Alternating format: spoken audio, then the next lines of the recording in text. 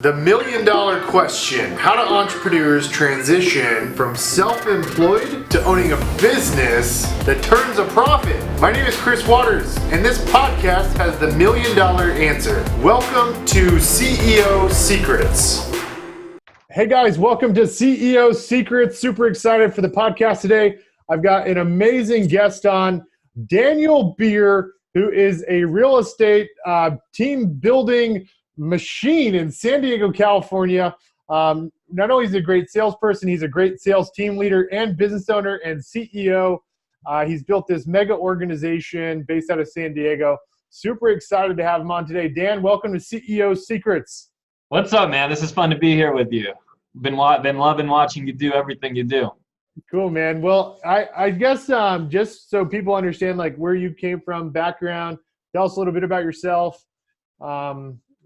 Where did it all begin? I know you're from Monterrey, Mexico, right? Is that where you originally? Monterrey. No, so something that a lot of people don't know about me is I'm actually from Mexico City. Oh, geez, I'm sorry. So you're right. I am from Mexico. A lot of people don't know that. And so I'm from there. My parents are from there. My grandparents are all from there. And then all my great-grandparents came from different parts of Eastern Europe and, wars and conflicts and different things. They all ended up in Mexico City. That's where I was eventually born a couple generations later. So how did you migrate? How did your family migrate to Southern California? They went through the whole process, and we ended up moving to San Diego. We lived down by the border in a city called Chula Vista, which is literally minutes off the border within San Diego County. And I grew up here. How old were you? I was only about 3 years old. Okay, cool. Spanish is still my first language. It is the only language I speak at home. It's most of my family's in Mexico. So my brother just went to Mexico City. He said it was absolutely amazing. Yeah. I think the reason I thought you were from Monterrey is because, I have met some amazing business owners from Monterrey and Mexico City. Now that I'm thinking about it. But yeah, there's some amazing, incredibly talented people there. Some crazy ambitious business owners down there. And so, anyways, so you went into Southern California at a young age. And then tell me, how'd you get into real estate? Yeah, so I grew up here, obviously, went to school on the East Coast in Syracuse, New York, came back. I was a financial accountant for a big... You went to Syracuse, New York? Yeah. Wow, from San Diego to Syracuse, New York. Yeah, man, you got to do things different, right? You have to... Hey, so you get yourself out of your comfort zone. This is so funny, man. So my freshman year of college, I left Austin, Texas, and I moved to a small town next to Saratoga Springs called Greenwich, which is only an hour from Syracuse, and I went to college there in Albany. No kidding. And which, by the way, we lost your video feed. Oh shoot! There we go. So I literally froze my ass off in New York, and I moved back to Austin after a year. But did you end up graduating from Syracuse? Yeah, I graduated from Syracuse, and you just have to be tough, Chris. Man, I'm not. You're from Southern California and Mexico. I think you'd be the first one to want to leave that cold weather because it's freaking cold up there. Yeah. So no, we did. I did that. Loved it. Came back though as a financial accountant for a big aerospace company. Long story short, I just didn't like what I was doing, right? I didn't like my job. I didn't like much of anything that was going on. I was living in LA at the time. It was a good job, but I would look to see, I knew I didn't like what I was doing. And maybe this will resonate with you if you're watching, where I would look to see what my manager was doing. I'd say, you know what, I might not like what I'm doing now, but I'm going to take that guy's job one day. So what's he doing? And then I'd look at him and I'd say, man, that's even worse than what I'm doing, right? I don't want his job. I said, well, that's fine. No big deal. Because after I have his job, I'm going to run this entire building, right? I'm going to run this location. I'm going to be the CEO of the LA branch of BAE Systems. It's a big British company. And I'd look at that guy and I'd say, man, that's even worse. So I quit.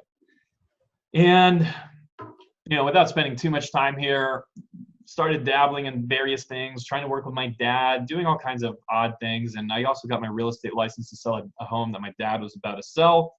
Enjoyed it, stayed in this business, shut down everything else I was doing. But yeah, one of the problems with our industry, Chris, is how many of us really are just It's an industry of people that didn't like their previous job. Mhm. And we just jump into this thing, no barrier to entry, promises of all kinds of riches, and we see everything we watch on television, and most people do get into this industry without the right true understanding of just how difficult, how much of a how few people are really making it in this industry. And it's not because more couldn't make it, it's really because I think most don't understand what they've gotten themselves into. It sounds like you kind of have this like innate DNA of just being a high driving, very ambitious type individual. When you got into real estate, like, did you get into coaching training? How did you become a good salesperson? And how did you grow your business from a marketing perspective? Like, those are two big pieces to being successful in any business, is marketing and sales. Where did you go to learn this? Because it sounds like you had a finance background. Where did you pick up the sales and marketing aspect? So part of it is, in hearing you ask that question, at first I started thinking, well, I was always kind of that way since I was a kid. I would go door to door selling video games, selling books, etc. So maybe it was just always a part of me.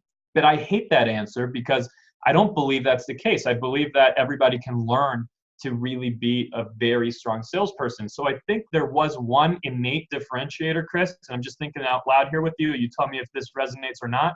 So let's just brainstorm this. But I don't think I was a good salesperson naturally. I think what I was is somebody who wanted to be a good salesperson naturally. I wanted it. And calling myself a salesperson, which I've now done about 7 times, isn't something that bothers me. It's not something that makes my skin crawl, right? It's not something that gives me the creeps. While for many people it is, they refuse to call themselves salespersons. In fact, you hear how you know how many consultants we have in this industry. Yep. Anything but salesperson. And one of the biggest things for me was, yes, all my life I wanted to be good at sales, that I wasn't naturally born good, right? And there's a huge difference there. So you have to want whatever you do in life, whether it's this or something else. I think you have to want it. Secondly, because I wanted it, I immersed myself in it. So I now do listen to the radio, but probably for a decade, I would listen to just objection handling tapes. I would listen to guys like, old school, like Dirk Zeller, guys like that. I just have their stuff running in my car all day long, just listening to objection handling, listening to YouTube videos, finding coaches eventually that I got involved with, though that wasn't in the early days of my real estate career. I fumbled those away because it was easy, right, before the market crashed. The market crash made it hard, so we had to learn skill sets. And I enjoyed listening to these tapes. I enjoyed putting them into action. One of the things that you'll learn about, one of the things I think really do make a difference is I'll go to a conference, I'll go to a seminar, I'll go to a class, or I'll listen to a tape. I'm literally using what I learned hours later in a real conversation. They might even be with my wife, by the way. I'm taking the concepts and immediately using them so that I can start to make them innate. And I think that's where being a salesperson, a natural salesperson, we're not natural. We just are driven to want to use these things or not, right? Yep.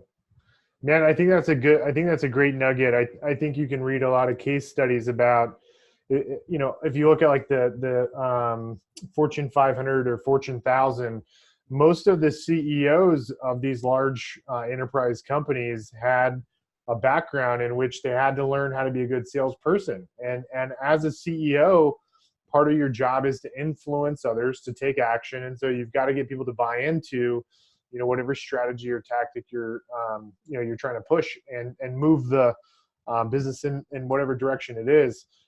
So that's great, man. I too also went through the Dirk Zeller coaching and training, and I'm a big advocate of all that stuff. I'm very similar to you in that sense. I'm not a natural salesperson, but I have the desire. What's interesting though is because there really are so many people out there in real estate, and I might be talking to you right now, right? You're watching this and you're saying, damn, that's me. People that just don't want to be a salesperson, even though they're salespeople. And that conflict is a massive issue. Well, for me, growing up, coming from Mexico City, keep in mind, this is the way I speak. My dad, he speaks like, before his first word is out that he is completely foreign. Okay. Yeah. So in an extremely thick accent, coming from Mexico without an American education, he built a huge life for us, but he did it all through being a salesman. And I remember the beginnings. I remember low-income housing. I remember when our car was the company wrap car that the company gave him. And I remember how awesome it was that my dad would go out and sell garments every day. And I remember how our life started to change as he improved. And to me, being a salesperson was always an incredible thing. It was always something of honor. Mm-hmm. And so there is a very big psychological advantage in that. And there's books for this subject. There's Tony Robbins seminars for this subject, right? But you have to embrace being a salesperson. Well, so Dan, not sorry to interrupt. When did that transition happen to you actually building a really big business? You became a really successful agent, and then what was the inflection point where you started, trying to help others follow in your footsteps and lead them to success and build a really big business? What was that inflection point where you're like, okay, I've sold enough myself personally, now I'm going to help other people be successful? Well, for me, what it was is I got to the point where I had too many leads that I couldn't handle myself. And, you start trying to build a business, but I didn't have the right network of people at the time. And the way I was trying to build the business was so unbelievably wrong. I mean, just from building out a financial model, if I now look back on it, there was no chance, right? So I went through about 3 years of building it and tearing it down and building it and tearing it down. And, it was a long road and an expensive road of trying to figure out what worked and what didn't work. I finally got myself, really the big differentiator was I finally started to spend a lot of purposeful time and effort on building relationships with people like yourself who had done what I wanted to do, who had been through the steps that I wanted to take.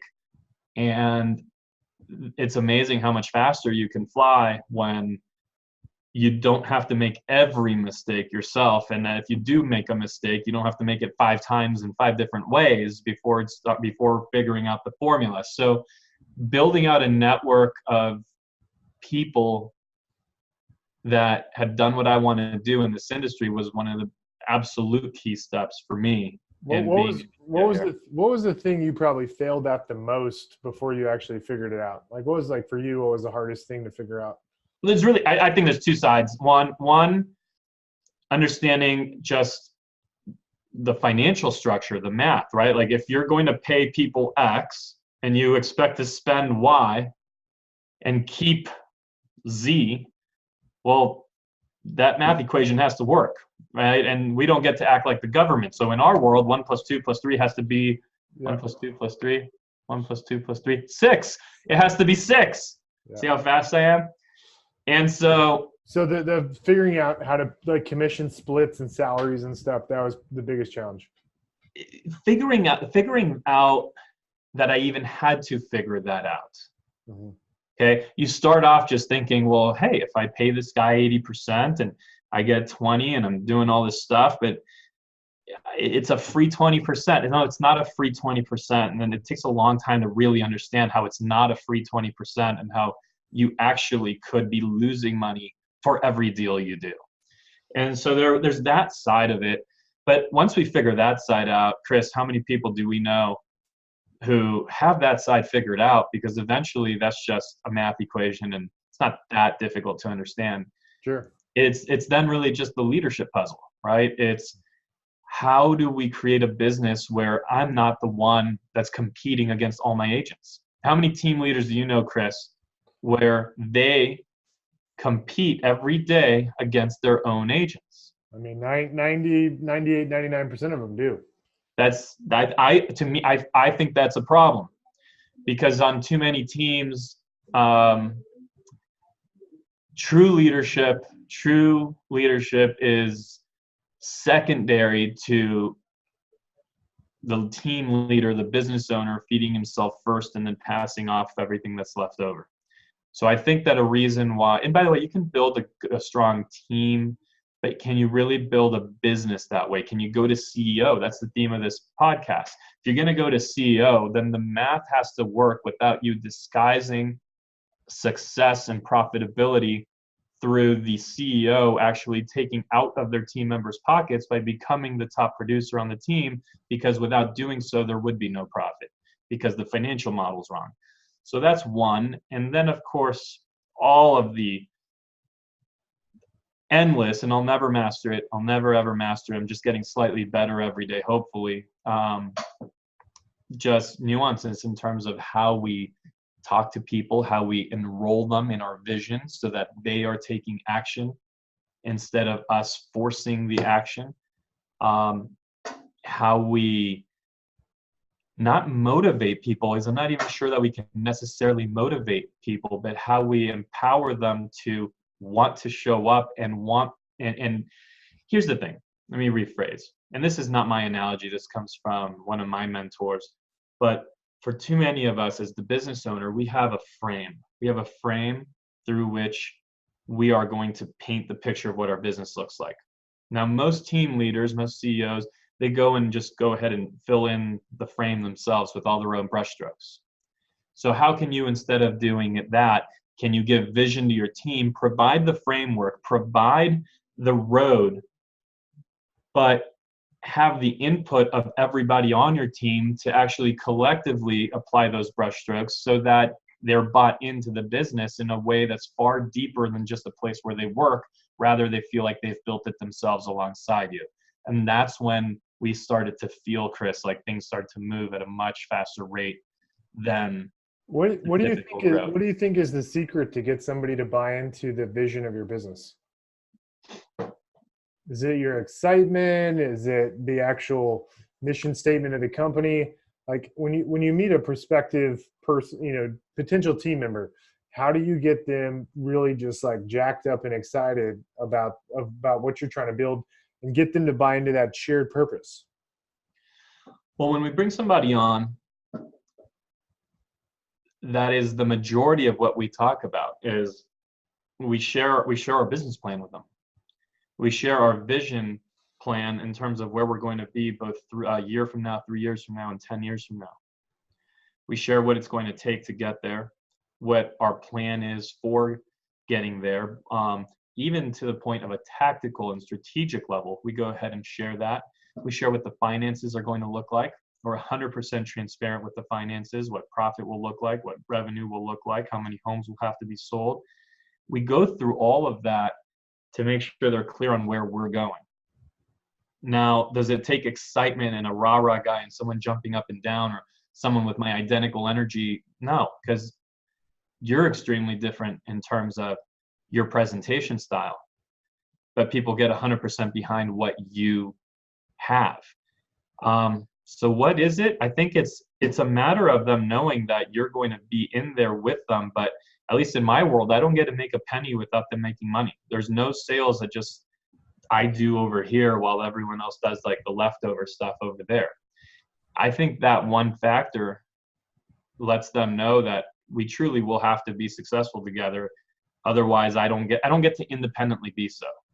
Sounds like it's you're kind of sharing with them what the foundational DNA of your business is. Between the mission, the vision, and the type of people that you guys are, the fact that you guys want to help other people be successful, and not you're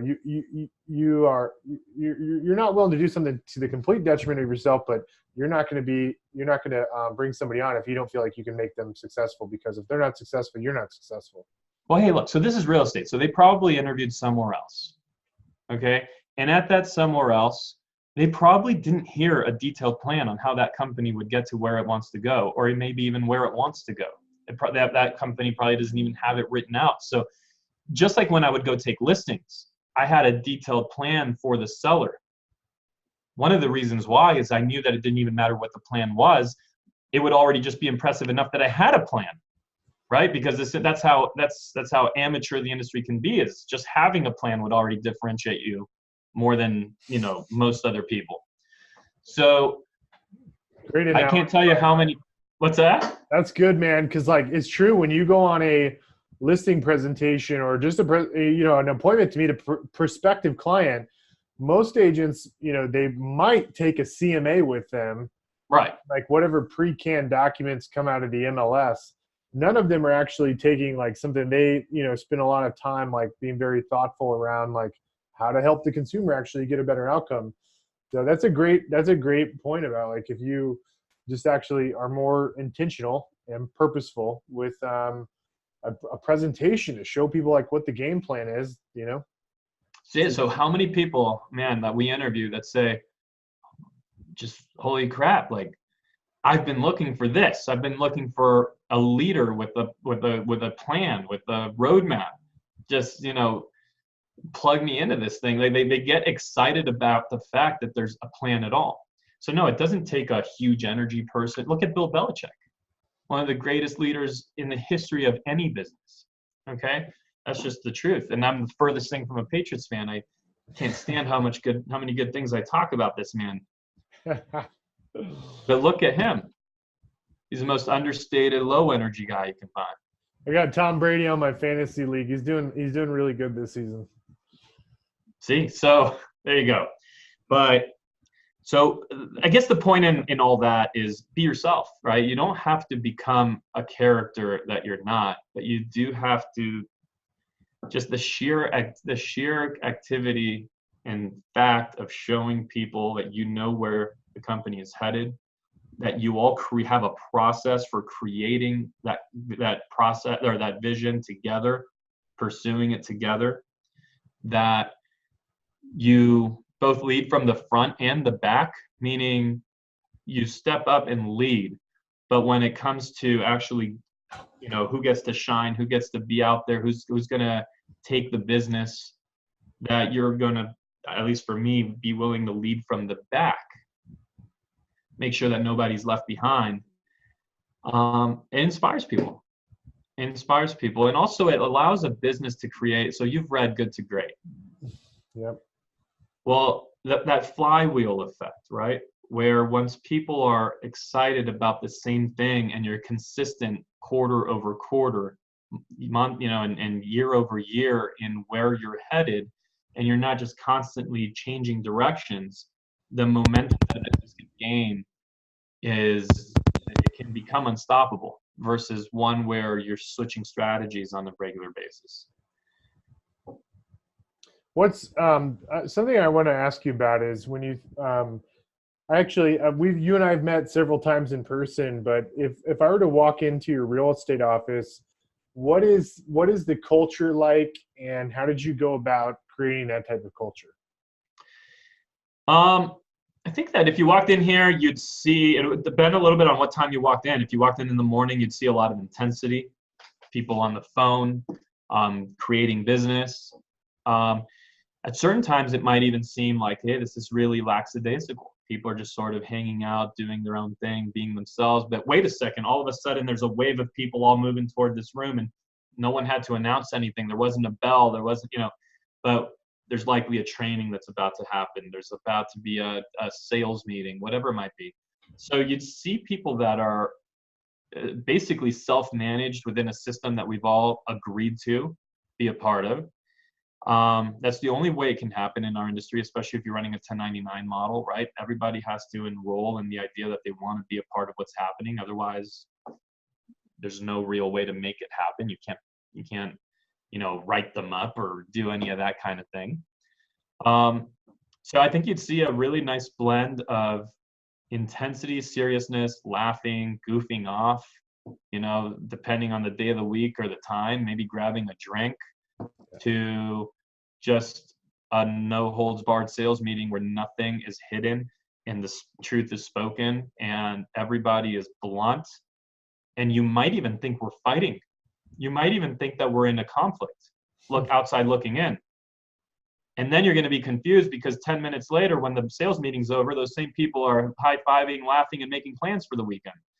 But that's the sign of a healthy work environment. What have been some of your secrets to hiring really good talent?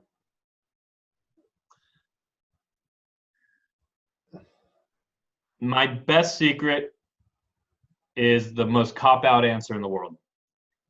But I finally, on the agent side, okay, and then I'll come over to the admin side in a minute.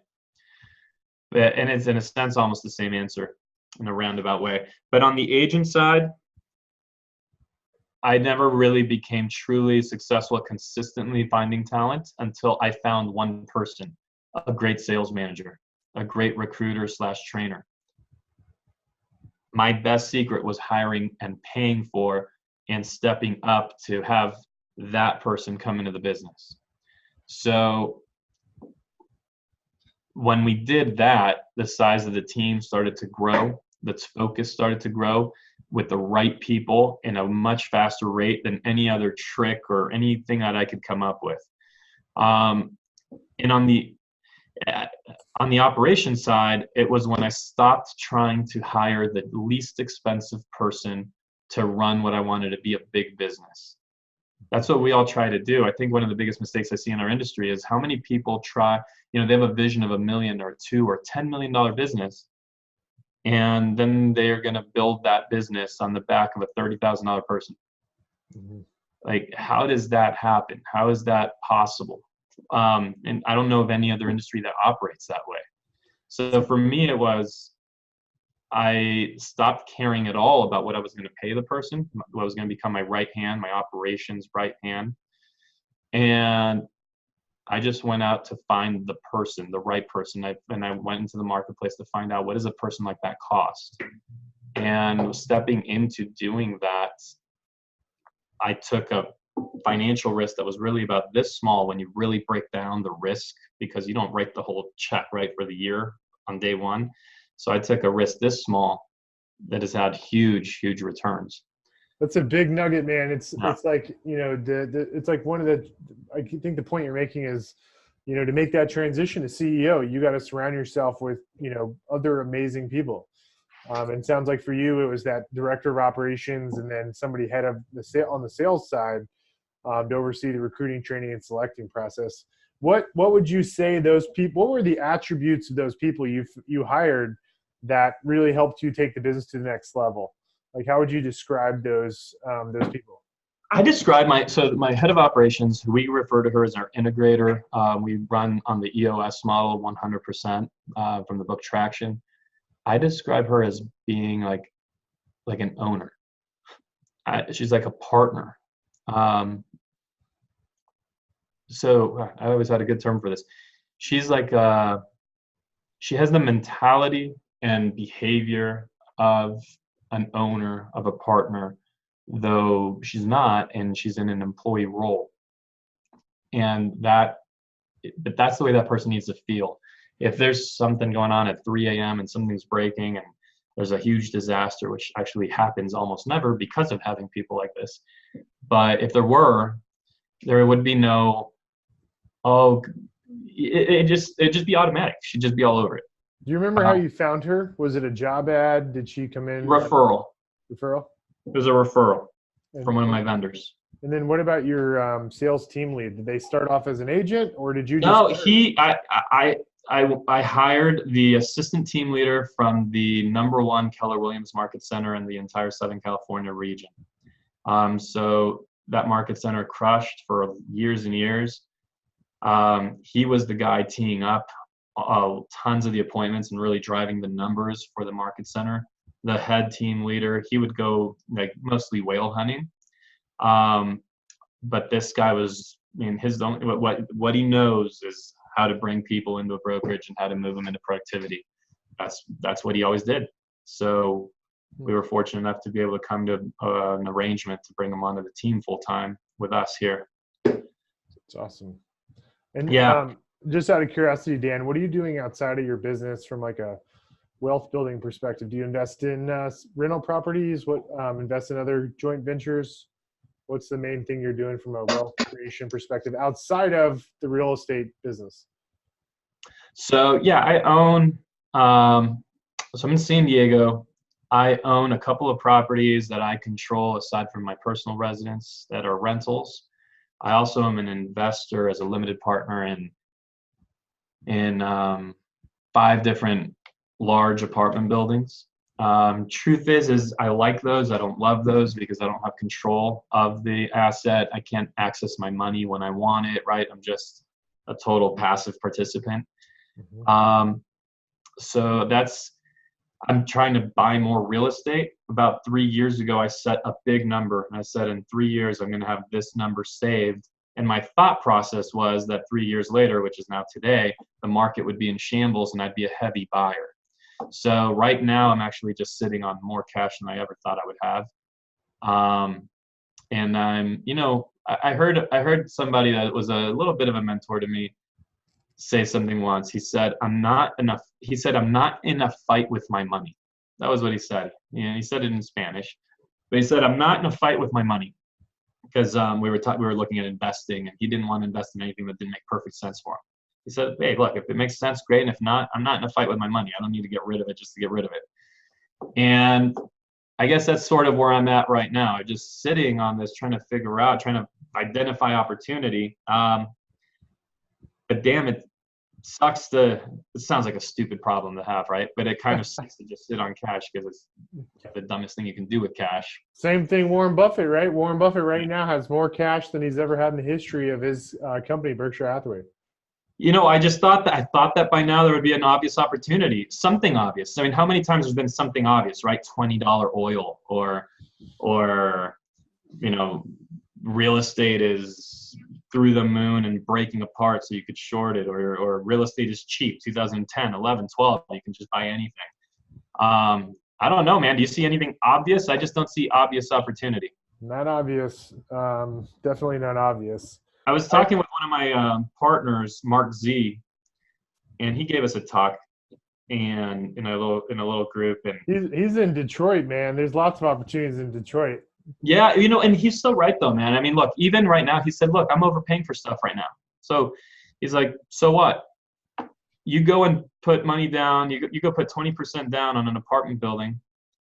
You're guaranteed that by the time that loan matures, you're guaranteed that you're going to 5x your money, plus whatever the property appreciates over that course of time, plus cash flow, plus depreciation. Guaranteed that you're at least going to 5x your money just paying off the loan. The depreciation is a really good one. That's a really good one.